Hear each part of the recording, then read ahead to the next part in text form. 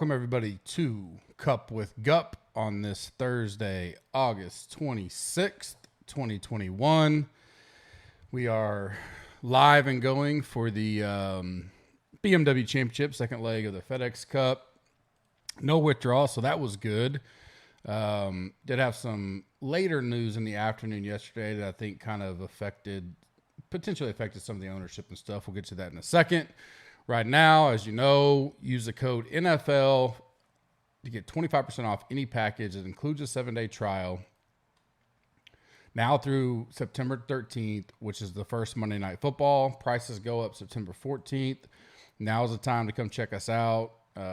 Don't like anything in the first 7 days, you can cancel and you never get charged. If you are a current member and you want to upgrade, want to join a lot of the guys that have upgraded here in the last couple weeks, you can DM me on Slack or Twitter, and I will get you your GC loyalty code. And those who upgrade or new members between August 1st and that Monday Night Football game will be tossed into some drawings we're going to do that next week. Rate and review us on iTunes. I will be doing giveaways throughout the opening week of NFL.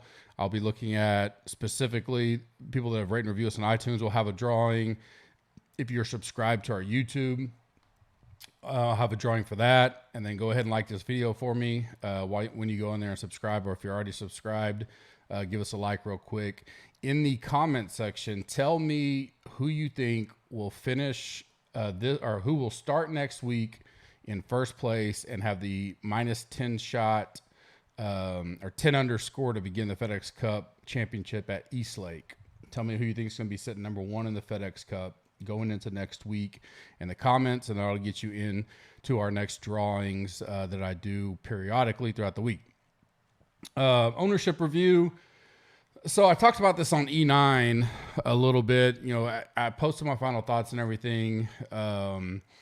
With the press conference with Rory and then the quotes from Usti about his neck, I thought could see some ownership swings there, especially with so much popular, talented guys right around him, good guys you could go to. I mentioned that if you listen to Rory versus just read the quotes, I didn't feel it was... I thought it was more generalized statement of like, we're all tired. Everybody is. And yeah, he was too, but it's been a long year, 6 majors, so on and so forth. But if you're one that maybe building late or whatever, you just happen to see on Twitter, or, you know, I think reading it kind of sounded like he was like, man, I don't know if I'm going to make it through this week. I'm so exhausted type deal. But I didn't get that when I actually watched him. So I didn't move off of him, but a lot of people did. And it looked like, so that was my biggest swing on ownership really was, you know, he was down, basically him being down, and then a lot of it went to Hovland, it looks like, you know, because he was way higher than I expected, which they're around the same price. I was high on Rom on ownership, but I did not get to 29%. I didn't think in this kind of field we see someone get up there. Obviously, he's just been so on fire. I you know, typically... I mean, if you follow me for a while, I tend to, if I got the highest priced and highest owned guy, I typically fade. This may be one of the first times I said, you know what, I'm just going to play him. I think he's playing that good. I wasn't going to get crazy overweight on him, and I didn't. I'm a little overweight, but nothing crazy. And I decided to fade Bryson. So, and Bryson came in second, which, you know, I had those 2-1-2. Casey was third. Let me get to the another view that's a little bit easier to see. What still surprised me, I didn't see the Casey. I just wasn't high on him, so that was an easy move for me. And I talked about that throughout the week, so you know it's nothing earth shattering, but I get it because he's pretty popular. Scheffler was fourth.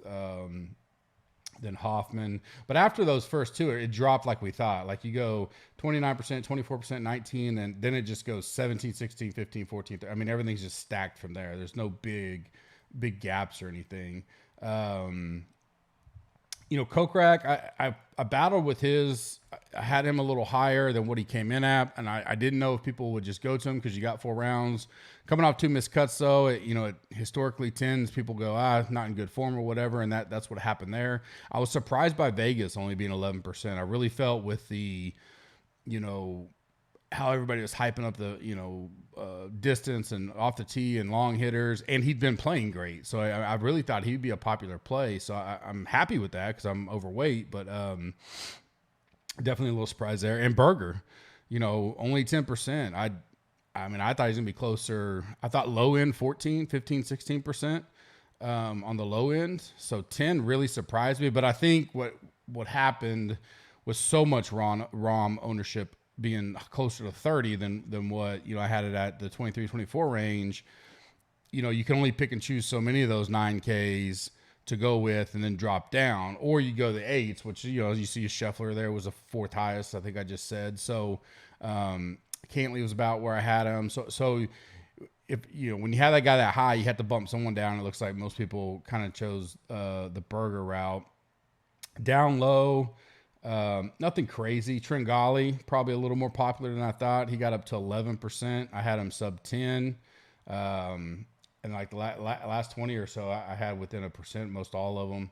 80% R squared, which, is probably a little below where I'd like for a no cut. I definitely lower my standards on a no cut, limited field event, because it's difficult to one little thing like this. So Rory's presser kind of happens. Rom's way up there, can swing so many of the percentages in such a small field that it can be difficult to nail down. I talk about that with the premium members. Hey, on these kind of events, ownership's difficult. I try to get as close as anybody, but ultimately it's a lot more about the game strategy and how you build, and that's what we focused on. This week was the way you put the pool together, construct, and all that kind of things.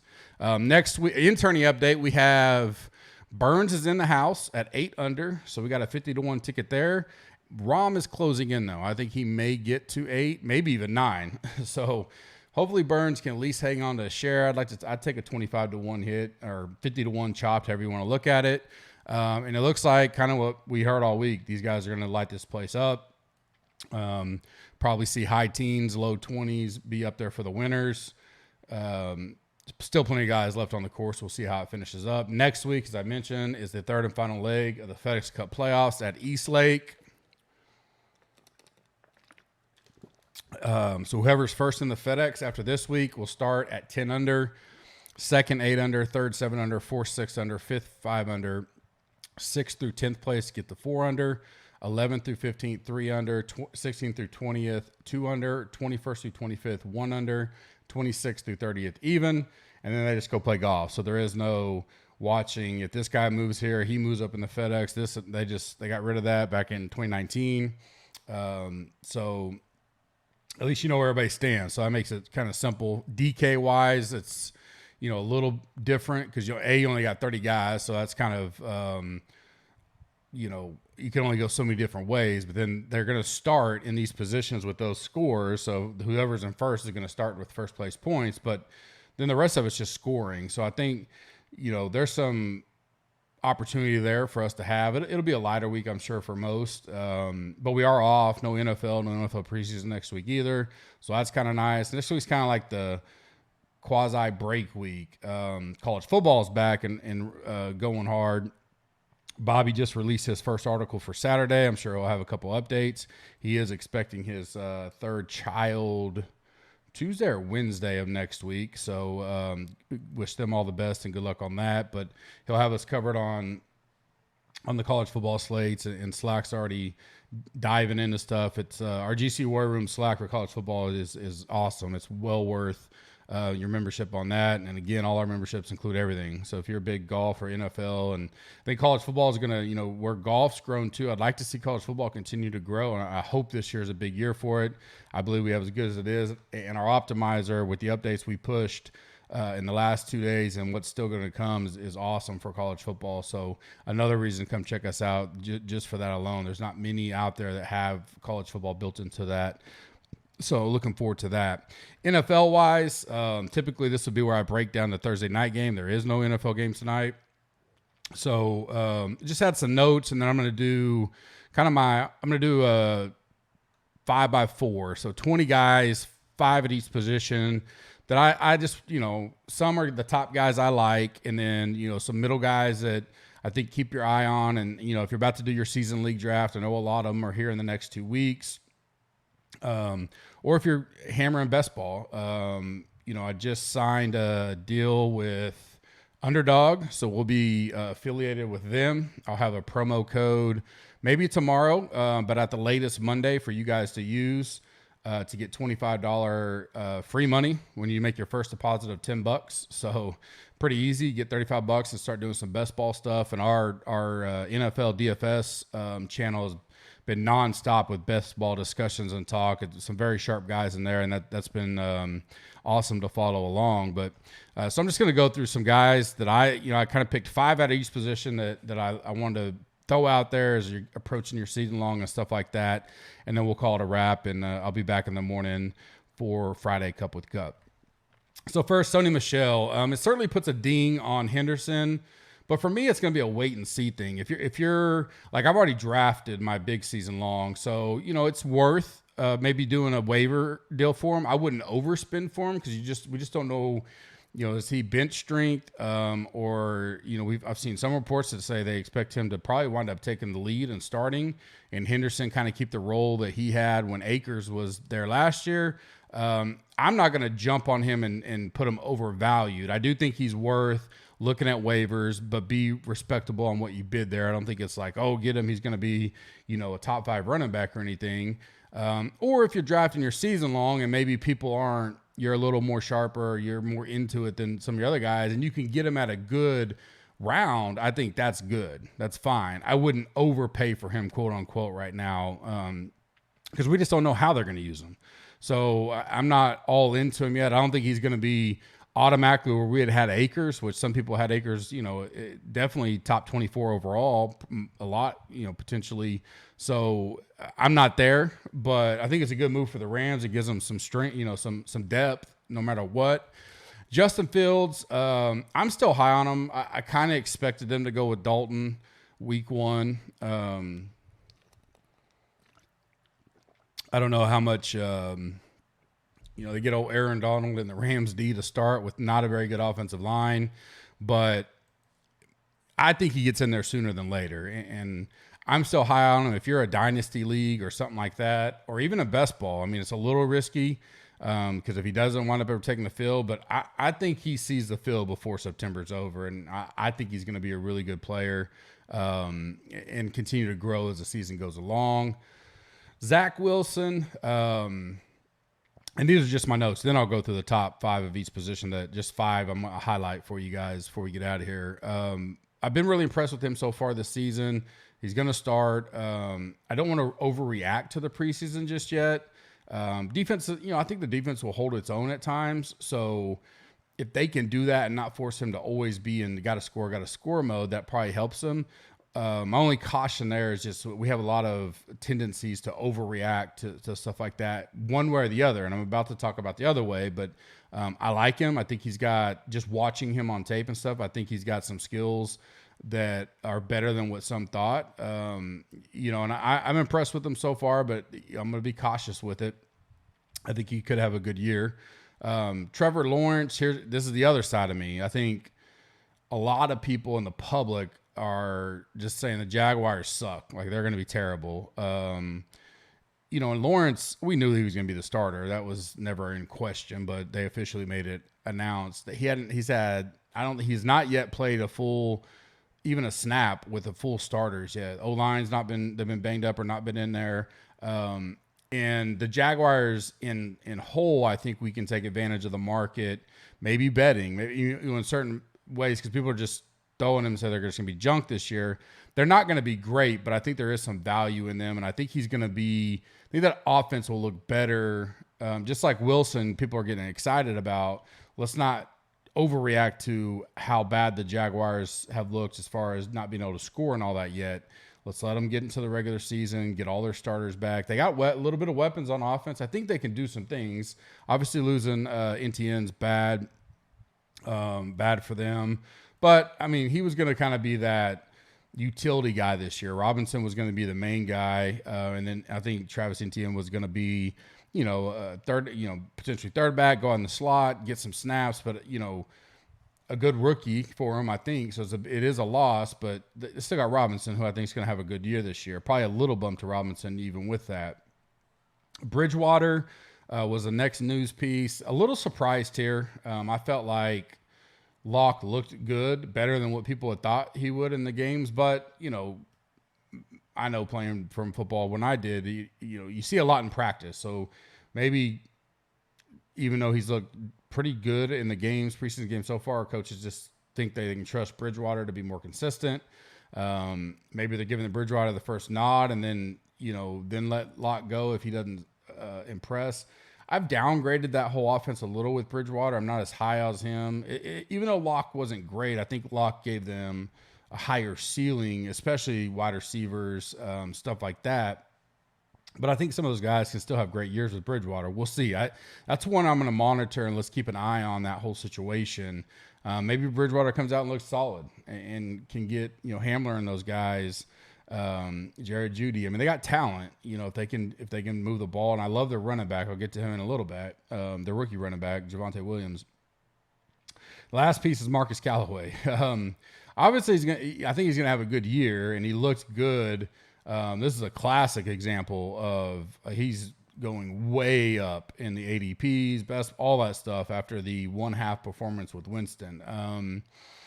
Probably overvalued at this point. I do think he'll have a good year. I think Winston gets the starter job. So, it looks like they may have a good relationship there. And he could certainly be, I'm not going to go and say he's all right. He can easily be the next Michael Thomas. That's not it. He looked great, but again, calm the expectations per se. I think you can take him in certain areas.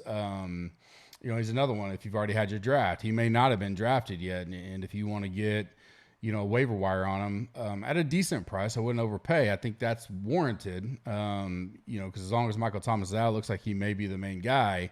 But let's not put him like in the first or second round overall, all of a sudden, just off of 1/2 of performance. In my mind, I wouldn't, I'm not there yet.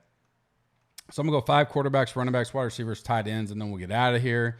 These are just guys in general. I'll give a little blurb on them. Keep your eye on, guys that I like for one reason or another is if you're going into your season-long draft, maybe if someone falls to you, guys that the top guys that I like, obviously, as well. And then best ball, you can pick some of these guys up depending on how you're best ball drafting.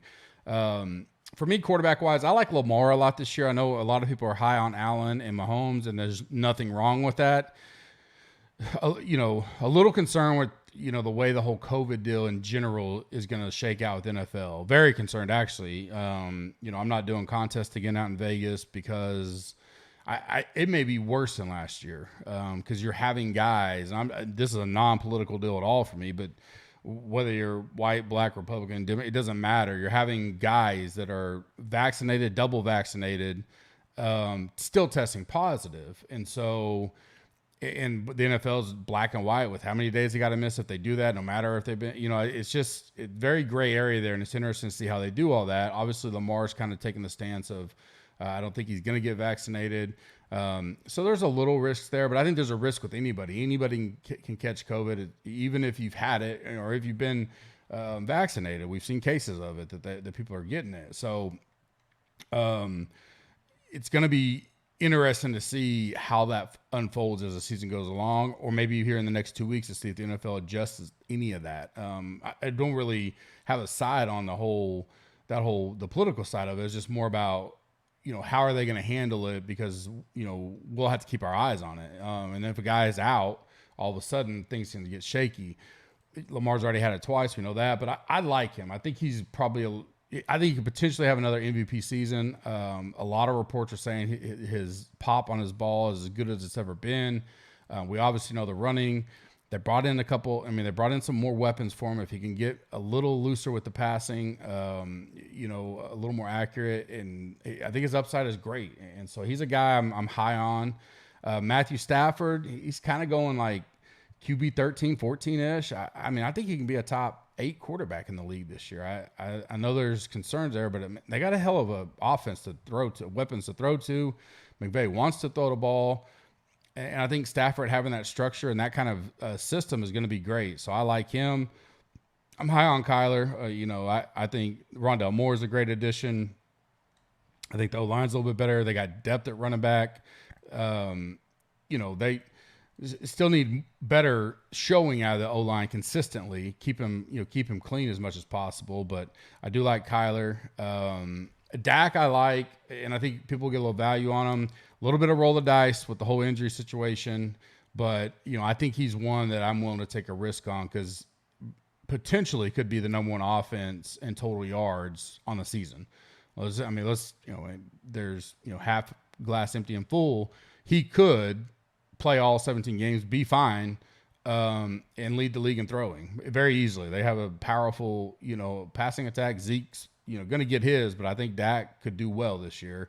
And then last is Baker. And I think Baker's more of I don't have him like a QB1 type deal, but if you like having two QBs on your roster, maybe you have to, or in best ball, I think he's a good guy to just stash. I think they're going to be good. He's got great upside. They have a good offense. They're going to run the ball a lot. So that's why I say he's more of that QB2 because he's going to have his peaks are going to be good, but he'll have some games where he's not needed to throw a whole bunch.